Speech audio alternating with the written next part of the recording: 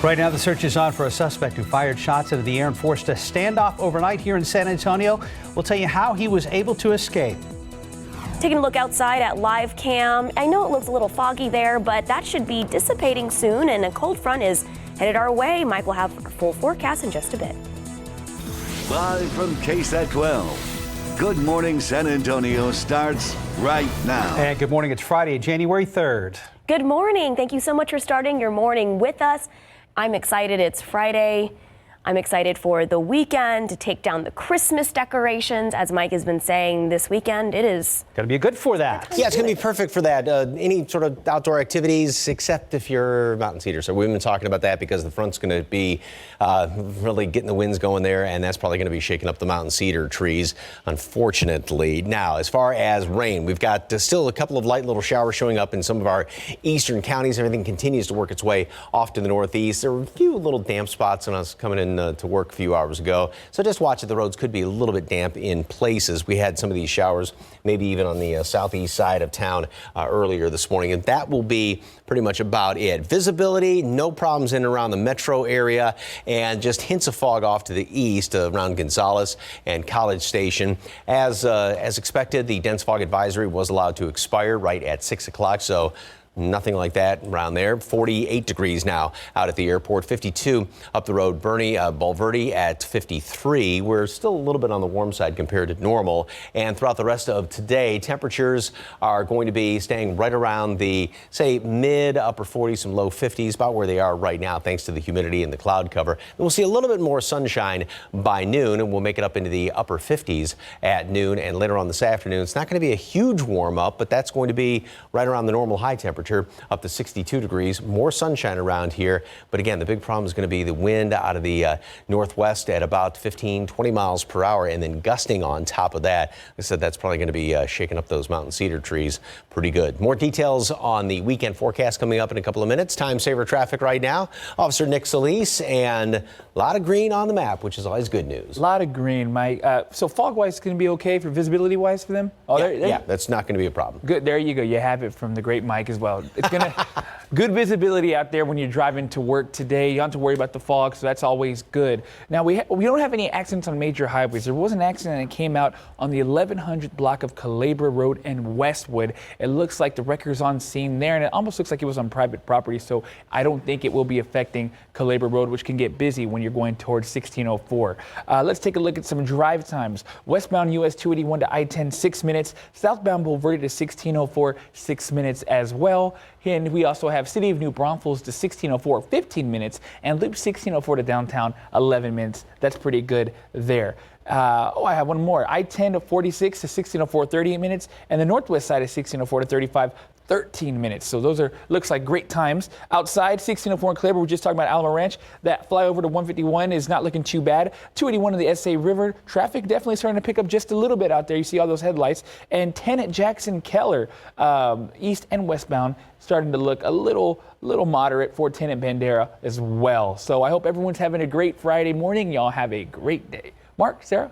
Thank you, Nick. New this morning, police are still looking for a suspect who was involved in a standoff overnight. Officers say that man fired a gun into the air while he was having an argument with a woman around 10 last night. This was at an apartment complex in the 100 block of Emerald Ash. The suspect eventually went into another apartment where police tried to get him to come out. That standoff lasted about an hour and a half. Eventually, the suspect was able to sneak out of a window. Police say they still have not found him. A shooting investigation continues on the west side this morning. Police say one man was hit as he was heading to some local basketball courts. An officer actually stepped in to try to save his life. The chaotic events unfolding in the 900 block of San Fernando. That's near Brazos. Police say the victim was confronted by a group of men before he was shot at. Officers say the bullet may have hit a major artery. First officer on scene was able to place a tourniquet on the man's leg. He was taken to the hospital in serious condition. At last check, no suspect or suspects had been caught. An accused baby killer, an accused cop killer, and an accused serial rapist. Those are among the cases scheduled to be tried here in Bexar County in the first 60 days of the new year. Paul Venema takes a look at those challenges in that ambitious lineup. This is the lineup for... In the next few weeks, things will really get busy here. Nurse Janine Jones, who has already served a life sentence for killing an infant in the 80s, is set for trial in another baby death case. The trial of Anton Harris, accused of being the medical center rapist, is also set for trial this month. And the DA is seeking the death penalty for Otis McCain. His trial is also on the docket, and that's just January. In February, Christopher Davila will go on trial in the King Baby J case. When we do have cases that stack up, it does present somewhat of a problem. It can create scheduling issues. Judges play nice with each other. We want to make sure that we work together as a group. But judges are only part of the equation. There's witnesses and lawyers. Typically, with high-profile cases, there's very few prosecutors that handle these cases. There's also very few defense attorneys that handle these cases. District Attorney Joe Gonzalez just wrapped up his first year in office. We intend to be ready on everything as it comes to trial. Admittedly, he says it's a challenge. Obviously, a challenge that we have in our office is we have to work within budget constraints. In a perfect world, I wish I had more prosecutors, I wish I had more investigators, but we have to work with what we have. And what he has is a demanding January schedule that's subject to change. He's got to be flexible. There's nothing that's set in stone. Schedules are just that, schedules. They don't become reality until the first witness takes the stand. For Good Morning San Antonio, I'm Paul Venema. Now to a huge developing story overseas with potentially far-reaching implications. Iran is vowing, quote, harsh retaliation after a U.S. airstrike near Baghdad's airport killed a top Iranian general. The killing of General Qasem Soleimani marks a major escalation in the standoff between Washington and Iran. The general's death and any forceful retaliation by Iran could ignite a conflict that engulfs the whole region, endangering U.S. forces in Iraq, Syria, and beyond. Over the last 2 decades, Soleimani had assembled a network of powerful and heavily armed allies stretching all the way to Lebanon and Israel's doorstep. Right now, U.S. citizens are being urged to leave Iraq immediately as a result of that deadly airstrike. U.S. State Department tweeted out the warning saying there had been attacks at the U.S. Embassy compound in Baghdad. State Department says the attacks were carried out by an Iranian-backed militia. U.S. citizens are also urged to stay away from that embassy in Iraq. If you're concerned about loved ones in Iraq, you can contact the State Department.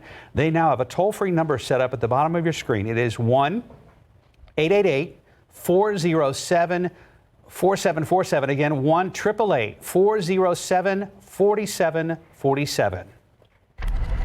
Right now, deadly and catastrophic wildfires continue raging across Australia. More than 12 million acres have been scorched. That's almost twice the size of New Jersey. Tens of thousands forced to flee a mass evacuation, and many are bracing for things to get even worse. ABC's Kenneth Moten has the latest. Amid the worst wildfire conditions to hit Australia in recorded history, the fight to save homes. With bad fire conditions in the forecast, authorities in New South Wales are declaring a state of emergency.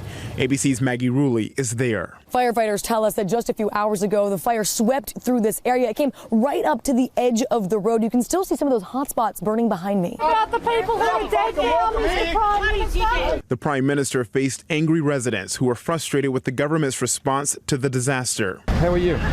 I'm only shaking your hand if you give more funding to our RFS. So many people here have lost their homes. We need some beds. We don't have enough beds. We need more help. The fires have killed at least 18 people. This morning, the U.S. Embassy is warning American tourists in the fire zone to get out immediately. The situation here in Australia is totally unprecedented. Jonas Doherty is an American firefighter helping battle the flames. The drought conditions, the fire behavior, and just the amount of fire that exists it's not like anything I've seen before. Kenneth Moten, ABC News, New York. Back here at home, the state, county, and city getting ready for Census 2020. This is all-important count determines the distribution of federal funds and grants. For more about what to expect on the questionnaire, Erica Hernandez joins us live in the studio with more. Good morning, Erica. Good morning, guys. Well, Census 2020 is underway, and while the count hasn't officially started here in Texas just yet, we want to give you a closer look at exactly what is asked and what is not asked. First, the questions asked on the questionnaire are easy to answer. The questions are: how many people are living or staying at your home on April 1st, 2020? Is your home owned or rented? What is the gender of each person in your home? What is the age of each person in your home? What is the race of each person in your home? And what is the relationship of each person in your home? Now, the census will never ask you for your social security number, for money or donations, anything on behalf of a political party, or your bank or credit card account numbers. On January 14th, we'll be having a live Q&A on KSAT12 answering your questions. You can head to our website right now and submit a question. Participating in the census is very important, and even a 1% undercount of the population in Texas could result in a $300 million loss of federal funding for the next 10 years. For all the latest census coverage, just head to KSAT.com. Mark, Sarah. Erica, thank you. Right now, 6:10, 48 degrees.